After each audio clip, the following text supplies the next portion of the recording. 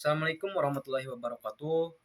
Perkenalkan, nama saya Muhammad Yusuf. Saya dari PAI reguler semester 6 dan saya di sini membuat video ini guna untuk memenuhi tugas saya yang telah diberikan oleh guru pengampu saya, yakni membuat presentasi dari apa yang telah saya presentasikan sebelumnya.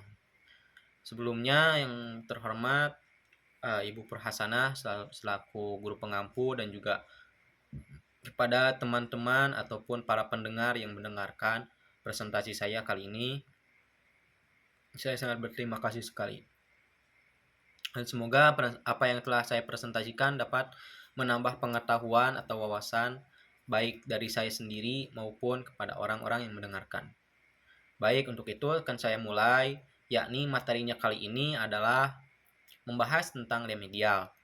Apa itu remedial? Remedial itu berasal dari kata bahasa Inggris yang berarti merubah atau memperbaiki.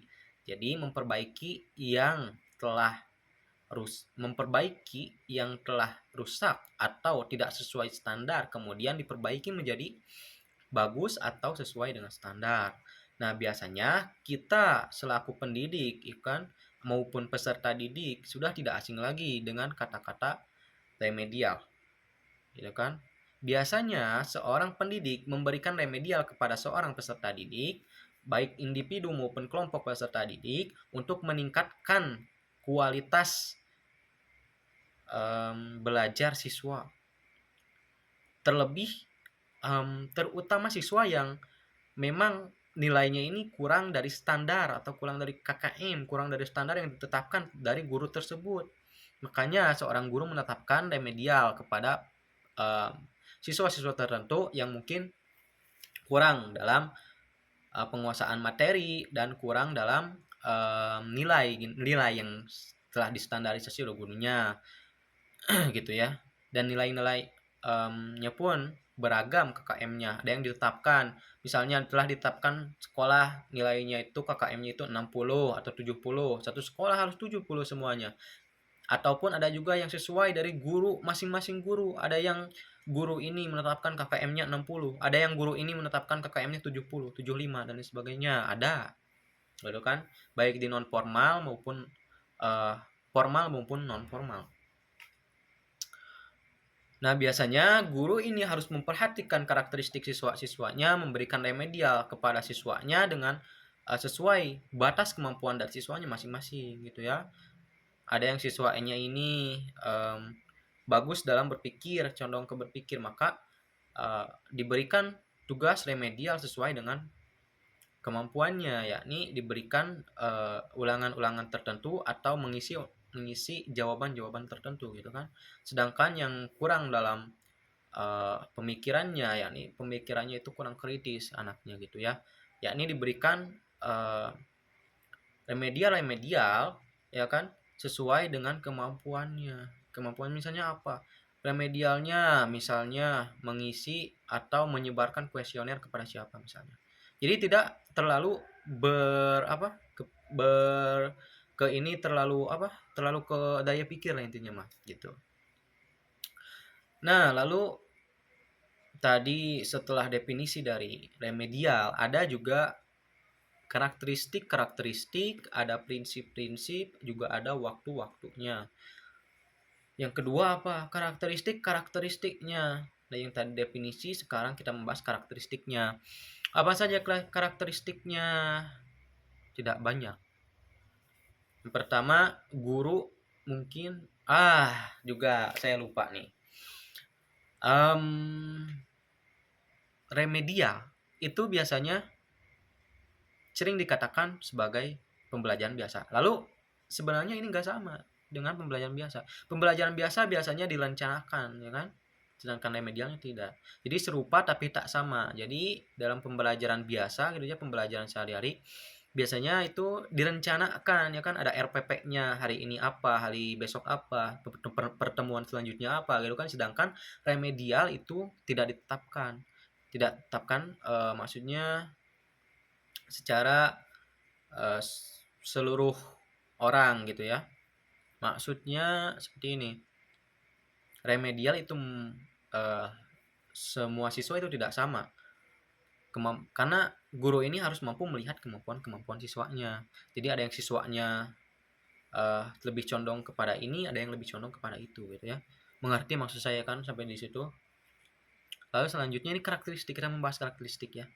Yakni mungkin karakteristiknya yang membedakan dia dengan pembelajaran biasa sehari-hari di kelas adalah dengan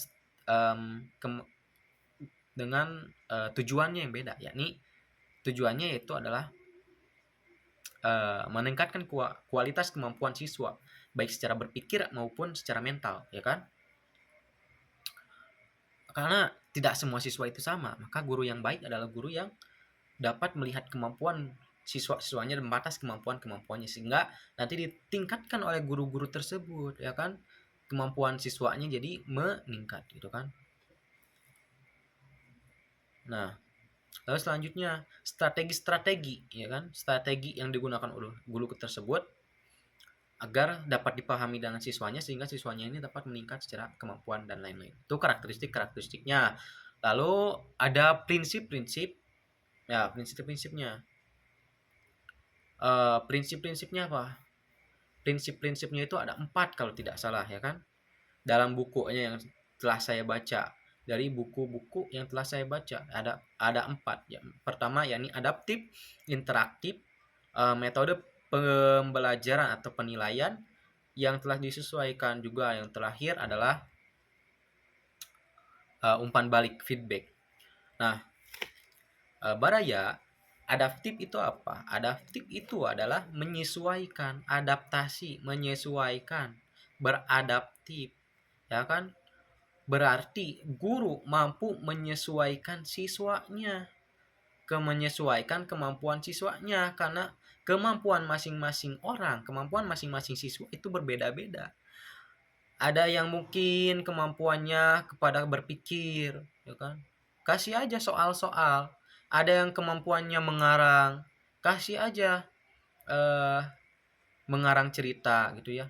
Ada yang berpuisi, ya kasih aja remedialnya puisi. Ada yang jago menggambar, ya udah kasih aja remedialnya menggambar begitu ya, yang juga telah disesuaikan, ya kan? Nah, nanti ini nyambung ke nomor 3. Lalu yang nomor 2 ada interaktif atau interaksi, yang mana siswa ini membutuhkan interaksi-interaksi dengan guru. Makanya guru ini harus hadir dengan si murid ini, ya kan? Harus hadir. Yakni bisa memantau perkembangan siswanya ini. Bisa memantau perkembangan si siswanya ini. Jadi apa nih yang kurang dari siswanya? Misalkan si siswanya ini mengalami kesulitan, nanti dibantu sama si gurunya. Apa yang sulit, nanti dibantu sama gurunya, itu kan. Jadi harus banyak-banyak berinteraksi supaya meningkatkan kemampuan siswa, ya itu. Lalu yang ketiga, nah ini nyambung ke yang pertama, yakni metode pengajaran dan juga penilaian yang telah disesuaikan. Misalnya ada anak yang telah dibeli tugas mengarang cerita. Nah, nanti berapa nilainya disesuaikan dengan yang mengarang puisi nanti ya. Wah, puisinya bagus. Nilainya di atas KKM sedikit lah, 75 misalkan. Oh, ini nanti ceritanya, mengarang ceritanya bagus. Nanti juga disesuaikan nilainya gitu ya. Kalau bagusnya bagus banget, nanti nilainya 75 gitu ya. Nah, seperti itu. Di atas KKM maupun sedikit di atas KKM. Lalu yang terakhir ada umpan balik. Apa? Feedback, umpan balik. Kita setelah siswa ini menyelesaikan remedialnya, lalu kita harus memberikan umpan balik. Apa nih yang kurang dari siswanya? Misalnya siswanya ini diberikan diberikan remedial tentang mengarang cerita misalnya ya. Atau tentang observasi lah ya, yang formal-formal sedikit, tentang observasi lingkungan. Nah, nanti apa ditunjukkan kesalahannya apa, terus diberikan saran, juga kritik, juga motivasi. Juga siswanya juga memberikan motivasi kepada kita, memberikan saran gitu ya yang baik agar kita menjadi lebih lebih baik gitu. Lalu sudah hampir 10 menit. Baik, kita langsung lanjutkan saja dengan cepat-cepat. Oke, kita rangkum saja. Yang ketiga yakni prinsip-prinsip, pasti ada faktor-faktor. Faktor-faktor apa sih yang membuat siswa ini harus remedial? Pasti siswa itu kesulitan dalam belajar. Kesulitannya apa saja? Sulit. sulit, malas, dan lain-lain. Apa sih yang menyebabkan atau faktor-faktor penyebab kesulitan belajar sehingga si anak ini mengalami remedial, ya kan? Harus remedial dan lain-lain. Yang pertama ada faktor internal, yang kedua faktor eksternal di dalam diri siswa, juga di dalam luar diri siswa, di luar diri siswa. Apa sih yang di dalam diri siswa? Contohnya yang pertama, em, kemampuan ini berpikir, kemampuan berpikir, ya kan? Mereka yang remedial, mereka yang kesulitan belajar, senantiasa apa namanya, si otaknya ini atau si apa namanya, ya mereka selalu senantiasa berpikir bahwa pelajaran ini ribet, susah, dan sulit, padahal mereka belum belajar sama sekali, mereka otak mereka ini tidak berpikir sama sekali gitu. Contohnya matematika aja sama fisika aja. Contohnya matematika, cuma tambah-tambahan kok, kali-kalian kok, aljabar kok. Tapi kok mereka sudah menyerah duluan sebelum belajar gitu. Apapun yang berkaitan dengan tambah-tambahan, biasanya anak-anak ini selalu menyerah sebelum mereka belajar sendiri gitu. Nah, jadi inilah yang menimbulkan mereka ini jadi tidak bisa, jadi serba tidak bisa dan lain-lain. Juga faktor emosional, mereka ada trauma gitu ya dengan pelajaran ini, atau ada hal-hal yang mereka mungkin tidak mau gitu ya, malas atau mungkin gitu ya. Nah, itu sebagian dari faktor-faktor internal yang ada dalam diri siswa. Lalu sekarang yang kedua selanjutnya nih, faktor eksternalnya, mungkin guru-gurunya tidak memberikan kualitas pengajaran yang baik, atau sulit bahasanya ini sulit diterima oleh murid-muridnya. Karena guru yang baik adalah guru yang baik dan bagus, atau guru yang berhasil adalah dia yang bisa materinya ini dapat dipahami oleh semua kalangan, baik itu dari siswa yang berkemampuan kecil dan juga berkemampuan yang besar gitu ya. Biasanya guru-guru ini menjelaskan dengan yang ribet-ribet gitu, penjelasan yang ribet gitu ya. Juga mungkin dari kurikulum yang tidak sesuai dengan kemampuan siswa, dan guru juga tidak melihat batas dari kemampuan siswa, juga tidak melihat kemampuan siswa, bahwasanya siswa ini mempunyai kemampuan yang berbeda-beda gitu. Tidak semua kemampuan siswa sama gitu. Lalu ada apa faktor-faktor? Sudah faktor-faktor, apalagi ada waktu-waktu kapan sih waktu remedial? Waktunya adalah setelah tes formatif maupun sumatif, biasanya ya sumatif biasanya. Tapi kebanyakannya yakni tes-tes formatif gitu. Seperti ulangan formal kayak ujian gitu ya, ujian tengah semester tuh biasanya ada remedial gitu ya. Gitu biasanya. Ataupun sumatif mau UN tuh ujian terakhir kelas 9. Biasanya enggak remedial, tapi ada aja yang remedial biasanya gitu ya. Tapi untuk formatif kayak ulangan UTS, UAS, dan lain-lain itu pasti ada aja remedial yang disesuaikan dengan kemampuan siswanya. Makanya saran saya kepada guru-guru itu senantiasa melihat kemampuan siswanya. Jadi jangan disamakan, oh yang ini dikasih observasi, semuanya dikasih observasi. Enggak, jangan. Itu kemampuan siswanya berbeda-beda. Nanti siswanya tidak mengerjakan sendiri, tapi bantuan. Sekarang ada chat GPT, AI, dan lain-lain. Itu nanti membuat pikiran mereka tidak berkembang karena mereka selalu mencontek. Mereka ingin yang instan gitu ya. Tidak seperti saya berbicara tanpa teks. Berbicara tanpa teks, tapi sudah saya sudah baca-baca, jadi ini hasilnya. Untuk itu sudah hampir 15 menit, baik untuk saran dan saran dan kritik. Sarannya yakni untuk guru-guru untuk senantiasa memperhatikan anak-anaknya, untuk senantiasa membimbing anak-anaknya kepada yang lebih baik gitu ya. Jika anak-anaknya ada kesulitan, maka selalu tanyakan kepada anaknya. Jikalau anaknya ada kesulitan dalam memahami sesuatu gitu ya, maka harus dibantu. Ketika selesai mengajar, apakah ada yang tidak dimengerti? Nah, harus bertanya seperti itu. Nanti kalau ada yang tidak dimengerti, maka guru wajib membantu menjelaskan kembali, walaupun tidak mengerti misalnya dari awal. itu mah nggak harus, mau nggak mau menjelaskan dari awal gitu. Dan kritik bagi guru-guru yang ada di Indonesia, biasanya guru-gurunya ini tidak profesional. Tidak profesional secara apa? Secara waktu. Biasanya guru-gurunya terlambat gitu ya. Sedangkan murid-murid dilarang terlambat. Itu merupakan kesenjangan-kesenjangan lah.